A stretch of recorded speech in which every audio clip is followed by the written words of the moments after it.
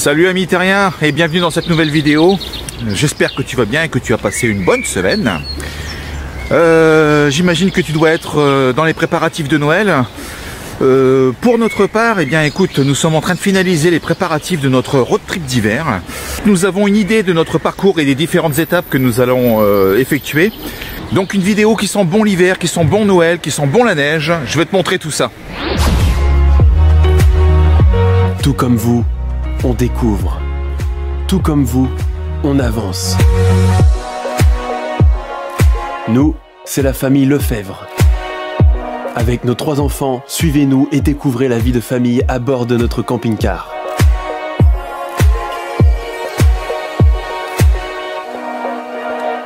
Prêt pour l'aventure? C'est parti pour une nouvelle vidéo.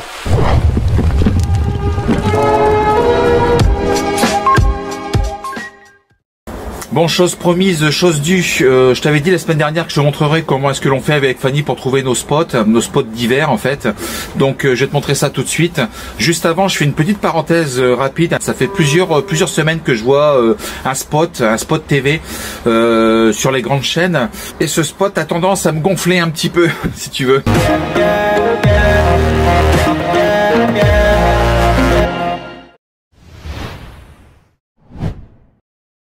Mais on est encore en 2021, Lidl.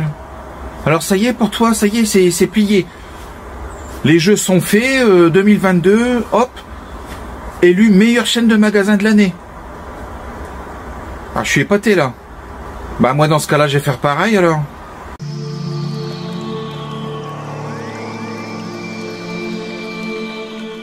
Famille Lefebvre, élu meilleure chaîne YouTube 2035. Bah quoi? Alors voilà pour cette petite parenthèse humoristique. Donc maintenant au niveau des spots, alors par contre je me rends compte que je suis pas du tout au bon endroit, bouge pas. C'est mieux. Bon alors maintenant ce que je vais faire c'est que je vais partager mon écran, on va regarder ensemble comment est-ce que l'on fait avec Fanny pour trouver nos spots. Fanny qui devrait logiquement pas tarder à me rejoindre. Donc c'est parti, je te partage mon écran. Déjà avec Fanny, si tu veux, par expérience, on ne veut pas stationner en dessous de 1600 mètres. Comme chaque année, notre objectif, c'est vraiment 1008, voire 2000 mètres, tu vois. Pourquoi? Parce que on sait très bien qu'en dessous, on a des chances de se retrouver avec de la neige fondue ou de la boue. Donc voilà, donc c'est un risque que l'on prend pas avec Fanny. Donc vu que les stations utilisent des webcams en fait, personnellement et avant de me rendre à un point précis, je vérifie systématiquement en fait en temps réel les conditions météo. Alors attention, bien sûr, l'intérêt des stations, c'est d'attirer un maximum de monde dans le domaine. Donc, ils affichent des webcams en premier lieu qui ne sont pas forcément représentatives de la station et du spot que tu as trouvé. L'exemple concret, tu vois là, une webcam de la station X, je vais pas la nommer, en direct live. Waouh, c'est cool, tu vois, il y a plein de neige, normal, normal, parce que là, tu vois, la webcam est située à 2400 mètres, donc tu vois, voilà, rien à voir. Par contre, si tu regardes bien, la station en elle-même, tu vois, c'est plutôt ça, quoi, c'est plutôt ça. Donc alors certes, j'ai trouvé un spot sympa à 30 mètres des remontées mécaniques, mais bon, les enfants n'ont même pas de quoi faire un bonhomme de neige, donc ça, c'est plus gênant. Bon, alors concrètement, comment je fais? Écoute, c'est très simple, j'ouvre Google Maps, tout simplement. Je prends soin d'activer les reliefs, tout simplement. Ensuite, j'y vais un petit peu au pifomètre, à vrai dire. Je regarde les axes routiers en montagne et j'essaie de localiser une ville ou un endroit qui pourrait éventuellement m'évoquer quelque chose. Donc là, je vais zoomer un petit peu. Je vois Cauterets, ok, là, je vois cette ville. Voilà, ok, pas de souci. Je vois effectivement qu'il y a une route qui monte le long du col en direction du pont d'Espagne. Voilà. Et je vois un parking. Donc je clique sur le parking. Je vais récupérer les coordonnées GPS du parking. Voilà. Je copie les coordonnées GPS. Parfait. Et je lance ensuite Google Earth. Google Earth, pourquoi? Parce que ça va me permettre d'avoir une vue 3D en fait nettement plus précise. Donc là, ce que je vois, c'est qu'il y a un très grand parking. Donc là, c'est top, en pleine nature. en pleine nature, et surtout avec Google Earth, voilà, tu vois, j'ai l'altitude. Donc je sais qu'il est relativement haut, je sais que c'est un grand parking, qu'il y a des balades à faire, je vois même un espace de camping-car, donc ça c'est top. Il y a des chemins pour les randos, je vois même un lac là-bas, donc non, il y a des trucs sympas à faire. Donc ça, tu vois, je l'enregistre. Quelques mètres plus loin, donc je relance Google Maps, je revois encore un autre parking, là cette fois-ci d'après ce que je vois 2200 mètres. Bon, je vais aller voir à quoi il ressemble. Donc voilà, c'est pareil, je copie les coordonnées GPS, je vais relancer ensuite Google Earth et on va aller voir à quoi ressemble ce parking qui est quand même relativement haut, hein, mine de rien, et qui me paraissait un peu isolé. On va voir ça tout de suite. Ok, donc j'ai mon parking. Ouais, donc là c'est un petit parking isolé, très haut, avec une petite route, clairement en hiver. Je vais pas prendre de risque avec le camping-car, de soit pas pouvoir monter ou pas pouvoir descendre. Donc ça, non, ça, tu vois, je le ferai pas. Je le ferai pas. Je continue. Ah bah tiens, regarde là, tu vois. Là, alors là, c'est une station en pleine montagne également. On voit même les pistes rouges, bleues, vertes, etc. Je vois un parking. Top. Je vais copier les coordonnées GPS. Le parking m'avait l'air assez grand, dis donc. Et donc je vais zoomer avec Google Earth de façon à avoir une vue 3D du parking. Effectivement, le parking, il est immense, au pied des pistes. Au pied des pistes, on voit clairement le départ des pistes et des remontées mécaniques. Donc on est à 1900 mètres, ça c'est top. Ouais, non, là c'est bien, les routes sont assez larges, tu vois, il y a largement de quoi se garer. Je vais faire un Street View quand même pour mieux me rendre compte, en fin de compte, à quoi ressemble le parking.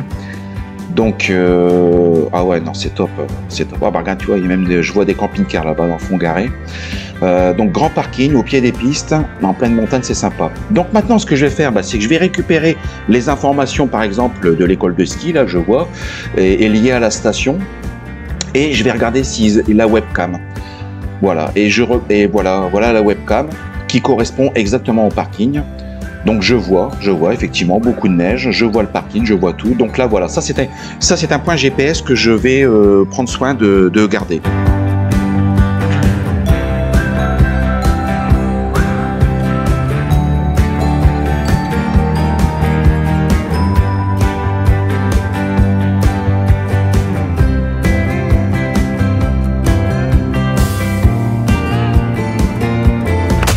Donc voilà pour ça, bon c'est pas la meilleure technique, mais en tout cas c'est la technique que l'on utilise donc avec Fanny pour trouver nos coordonnées, nos spots, en fin de compte, hein, les coordonnées GPS.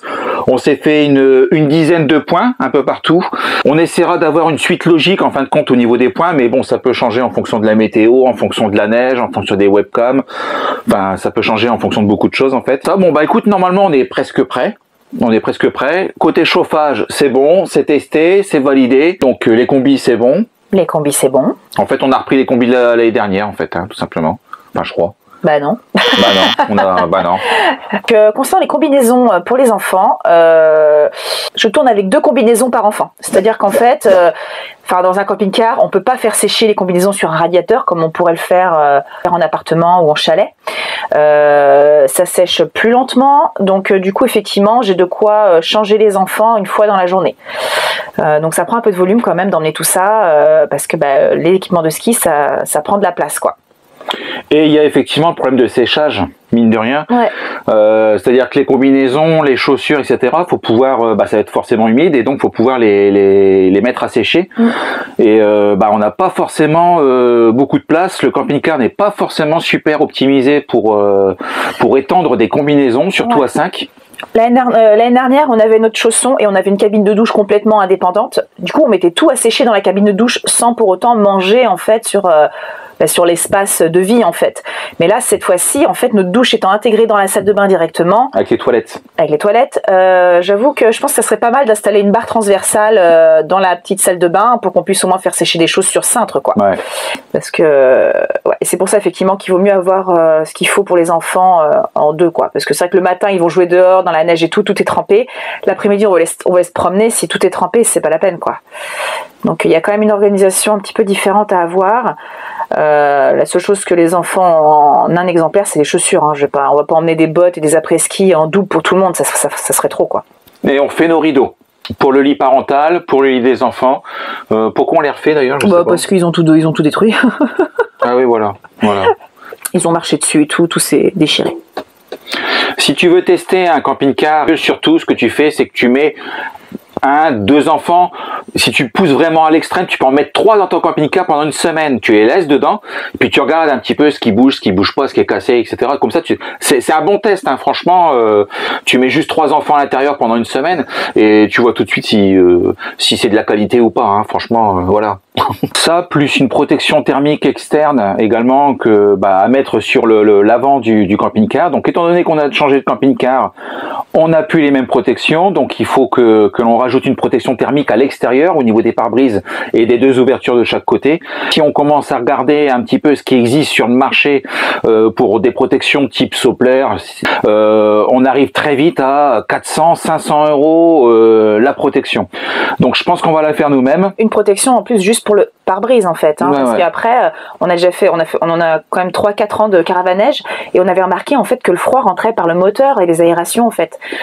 C'est pour ça que j'aimerais bien couvrir le moteur. Ouais, complètement. Donc voilà, l'espace pilotage est toujours très froid. Donc en fait l'idée là, c'est de couvrir le pare-brise et de couvrir le moteur. Ouais. Ça, c'est quelque chose qu'on va faire nous-mêmes. Ça sera à nous de faire les découpes, les coutures et on a commandé également des ventouses. Ouais, j'ai pas envie de percer la carrosserie du camping-car et faire des petits trous partout, hein, c'est normal. Donc voilà, donc je préfère le système de ventouses. On va essayer de l'attacher comme ça. Ce qu'il faut bien comprendre là, c'est que c'est un road trip d'hiver. Donc là, avec tous les aléas qu'il peut y avoir par rapport au road trip, attention, c'est pas un terrain de camping où on vient se brancher en caravanège, etc. C'est vraiment du nomade pur. Donc voilà, il y a la possibilité qu'on puisse soit pas monter, soit pas redescendre, qu'on puisse rencontrer des problèmes liés au chauffage, liés à l'électricité. Donc voilà. Donc si t'as pas de nouvelles de nous au mois de janvier, appelle les secours. Hein, c'est-à-dire que voilà, si tu vois pas de vidéo sortir le dimanche, c'est qu'il y a un souci. Hein. Alors, ce qui est assez marrant, évidemment, comme d'habitude, à chaque fois qu'on part en camping-car, il y a la version homme, Romuald, donc qui pense technique, chauffage, électricité, etc., etc. Et puis il y a moi, donc qui pense tout ce qui va être en fait lié aux enfants principalement, hein, de quoi s'amuser, les luges, les doubles combis, etc., etc. Et tout ça, en fait, évidemment, ça rentre en confrontation avec ce que on a une soute qui est pas extensible, et donc par conséquent on part en nomade, il faut donc qu'on emmène 2 bouteilles de gaz. Je me trompe? Ouais, non, c'est t'as ça. Raison, ouais. Minimum. Parce qu'évidemment, ça serait j'en aurais 5 là. Ouais, parce qu'on va effectivement tirer sur le gaz pour se chauffer. Et puis tout ça confronté au problème que moi je vais emmener pas mal de choses aussi de mon côté pour le confort en fait, mais pas le même confort. Sans compter que Fanny, le spot, le sauvage, ok, mais au bord des pistes, attention, si possible à une dizaine de mètres de l'école ESF. Non. Là, en décembre, les enfants ne vont pas à l'ESF parce qu'on fait du nomade. Puis t'imagines aller louer des skis et tout à chaque fois. Non, là vraiment. Et puis oui, c'est vrai que donc effectivement, moi, j'ai absolument pas envie de me retrouver sur un parking. C'est glauque. Moi, j'ai vraiment envie de nature. J'ai envie qu'on stationne dans des endroits sympas, etc. Donc voilà, c'est plein de contraintes. On pourra pas se brancher. J'aimerais bien qu'on se mette assez en altitude, donc peut-être qu'il fera finalement peut-être trop froid la nuit. Donc voilà. Si j'ai trop froid, de toute façon, la faute retombera forcément sur eux. Non, mais on n'aura pas trop froid. Par contre, faut pas oublier que le camping-car, on l'a baptisé Razmoquette. Razmoquette, pourquoi déjà? Parce qu'il est ras. Voilà. Terre. Voilà. Ah oui, autre chose aussi, effectivement. Oui, le sol. Le sol. Alors le sol est froid en fait. On n'a pas de double plancher sur notre camping-car. Donc résultat, nous en camping-car, on ne marche qu'en chaussettes. Il n'y a pas de chaussures, ok. Donc tout le monde enlève ses chaussures à l'entrée. Donc c'est-à-dire qu'on va être tous en chaussettes. C'est-à-dire qu'en fait, on va comme tous les ans, comme l'année dernière, comme avant. Complètement. Donc ce qu'on va faire cette année, on va acheter une sorte de moquette en fait qu'on va prédécouper et poser sur le sol, ce qui va déjà isoler un petit peu le camping-car par le sol. Ça va freiner un petit peu. et je pense que je vais mettre une jupe également autour du camping-car, de façon à empêcher le froid de rentrer et de s'infiltrer sous le véhicule. Donc ça c'est prévu aussi. Pareil, je l'achète pas, on va le faire sur mesure, enfin on va le faire nous-mêmes parce que ça représente un coût et qu'on est jamais mieux servi que par soi-même. Ce qu'il faut savoir, c'est que 83% des camping-cars qui sont commercialisés et qui sortent chez constructeurs, il n'y a pas de double plancher. Hein. Donc voilà, faut bien dire ça. Bah oui, voilà, parce que c'est lourd. Et la grosse majorité des camping-cars qui sortent, c'est du simple plancher. Donc on verra bien. En tout cas, on espère qu'on te ramènera de belles images, de belles vidéos, où on te fera participer à toutes nos aventures, aux aventures de la famille Bizarre. Voilà. Et d'ailleurs, je pense à ça le jour de l'an, donc du coup, on le passe ici. Ouais. Ça fait 3 ans qu'on fait le nouvel an, 2 ans qu'on fait le nouvel an dans le camping-car, c'est la 3e année cette fois-ci. Ouais. C'est la fête, hein. Tu loupes, hein. Franchement tu rates, hein. Tu verrais un peu, oh là là, comment c'est festif dans le véhicule, le jour de l'an. Alors si, petit détail, mais tout petit détail hein, quand même, qu'on a oublié de te dire, c'est que Fanny a commandé des luges. J'ai commandé des premières luges sur Amazon et en fait je me suis fait avoir, j'ai pas regardé les photos utilisateurs mais en fait en gros un adulte peut pas s'asseoir dedans, on a les fesses qui dépassent de chaque côté donc c'est nul hein, parce que nous Eve a quand même bientôt 12 ans donc si c'est pour les acheter juste pour 1 ou 2 saisons puis là je voudrais des luges avec des poignées en fer hein, parce que enfin nous les luges c'est quasiment je vais mettre ça où moi enfin on en a des luges mais en fait elles sont toutes pétées, les poignées pètent si voilà c'est moi tout ce que je veux c'est que ça rentre dans la soute, c'est surtout ça. Ouais. Parce que sinon je réfléchissais aussi à un coffre à l'arrière, un coffre de camping-car, mais bon, ça a tout de suite un coût. Et puis surtout, acheter un coffre pour 3 luges, ça m'embête un peu, quoi. Alors qu'il y avait la solution, c'est ce que j'ai proposé à la base. J'avais proposé la solution du sac poubelle de 100 litres, tu sais. Ça glisse pareil et puis ça prend pas de place, quoi. Donc voilà pour ce petit point. C'est peut-être pas le dernier ou ça sera peut-être le dernier point, je sais pas. Avant le départ, toujours est-il que donc voilà. Donc pour cette saison, donc tu verras différents spots dans différentes régions, aussi bien Pyrénées que Vosges que Haute-Savoie, etc. Sur l'intégralité de la saison 2. Donc n'oublie pas de t'abonner, surtout d'appuyer sur le bouton rouge, la petite cloche également, de façon à ce qu'on puisse rester en contact. Et puis je te reprends tout de suite, hein.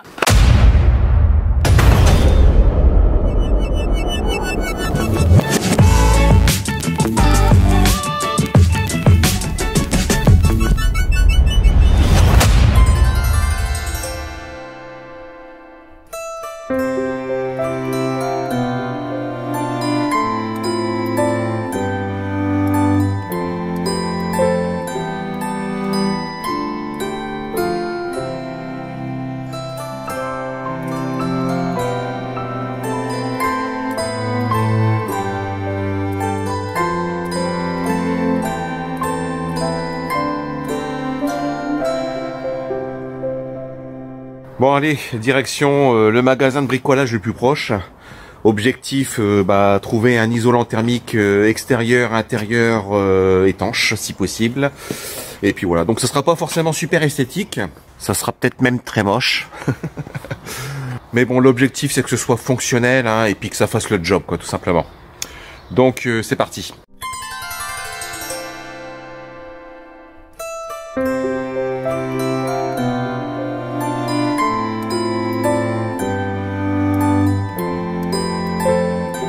Donc là tu vois on vient d'aller chercher, c'est Monsieur Bricolage, donc des rouleaux d'isolant thermique.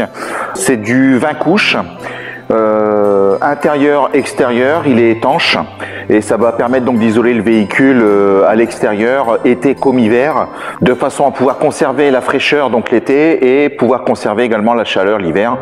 Donc voilà, donc là ce sont des rouleaux qui font 1,50 m de haut, 10 mètres de long. Donc maintenant on va prendre nos cotes et on va essayer proprement de faire nos découpes. Également, alors j'ai pris également des rouleaux de scotch couleur métal étanche, prévus pour aller à l'extérieur. Bon là tu vois j'étais en train de prendre les cotes en fin de compte pour faire mes découpes. Et si on veut faire une seule pièce, on va trop se galérer. Donc je pense qu'on va faire 3 pièces en fait tout simplement. Alors le gros avantage par contre tu vois c'est que je pense que je vais venir couvrir directement les essuie-glaces, voire même arriver jusqu'ici. Tu vois, je vais arriver jusqu'ici parce que ici j'ai du jour, tu vois. et ça va me permettre de protéger l'intégralité de l'avant du véhicule. Et puis ça protégera les essuie-glaces qui resteront en dessous plutôt que de les mettre au-dessus. Donc voilà. Et puis on va faire 3 pièces. Alors tu vois, un truc qui me fait triper quand même, c'est le scotch métallique. Alors c'est du scotch souple si tu veux, mais tu as vraiment la sensation de toucher du métal. Et donc en regardant là sur des tutos, là, les gens l'utilisent à l'extérieur pour par exemple pour réparer des gouttières ou des choses comme ça. Donc c'est pas mal. Je pense pas qu'on va faire de la couture, je pense qu'on ça va suffire en fin de compte pour faire les joints et faire une finition propre autour de la protection en fait.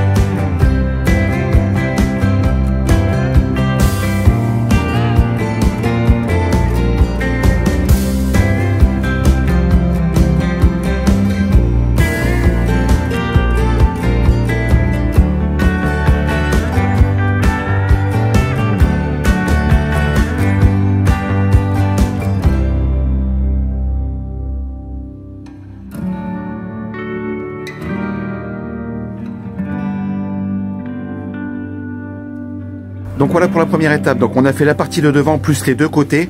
On a utilisé donc un demi-rouleau d'isolant thermique, plus 2 rouleaux de scotch et des ventouses. Donc voilà, donc on en a pour un petit peu moins de 200 €. Alors c'est pas très beau, c'est loin d'être esthétique et on est loin de l'esthétisme que l'on pourrait retrouver avec des produits à 500 €.